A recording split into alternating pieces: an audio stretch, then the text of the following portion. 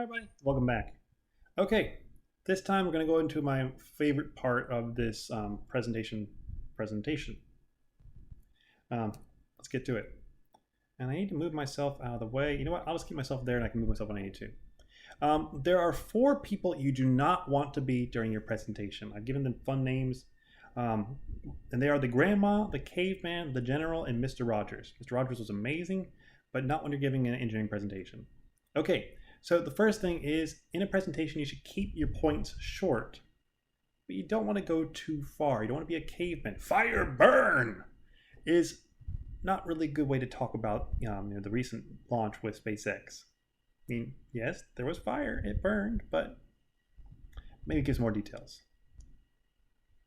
You also don't want to be the grandma, because if you talk too long, people are going to get bored, and if your point is too long, people are going to kind of forget what you're talking about. Like, just imagine when you call your grandmother, and at least with mine, I'll be talking to her and she'll be saying like, oh, something terrible happened. And then she'll go on this 10-minute monologue about how her cat has been jumping on her bed. And I think that that's what's wrong. And then eventually I find out that no, that's not actually what was bad. She's happy about the cat.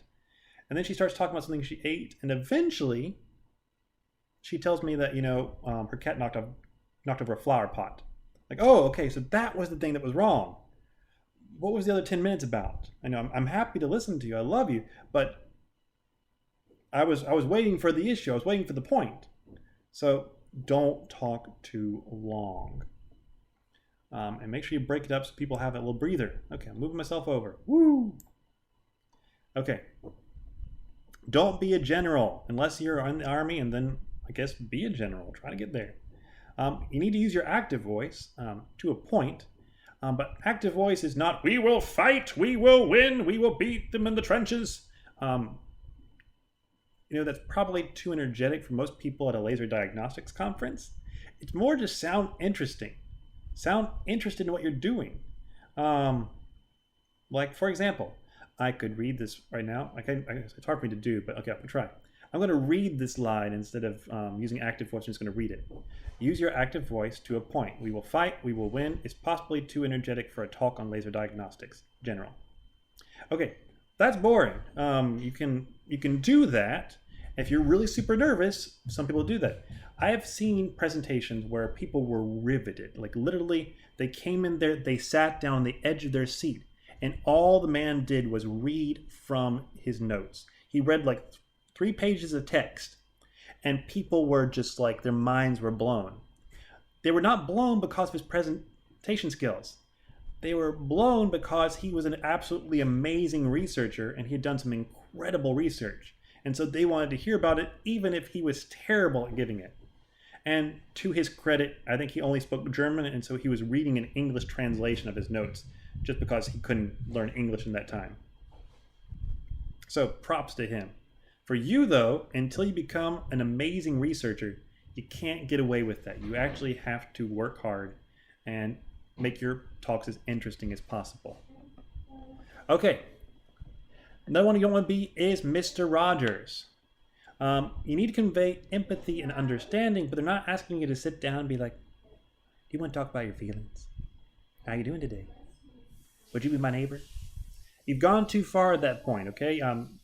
Unless you're a counselor or something, then maybe that's what you need to be doing.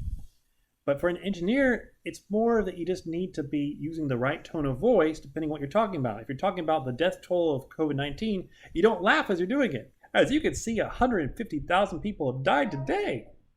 That is the wrong tone of voice. And also, if it's something amazing, don't sound really upset about it. We managed to cure cancer in 95% of the patients.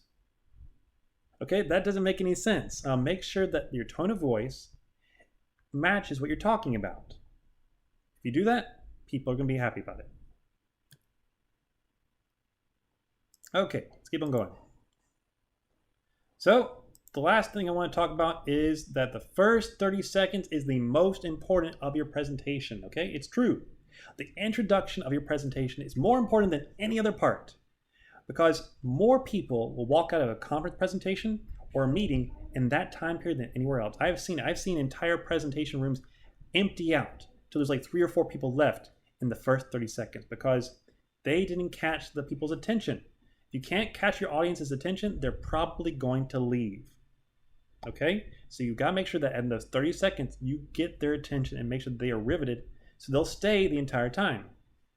Your conclusions and how you got to them only matter if there is someone to talk to.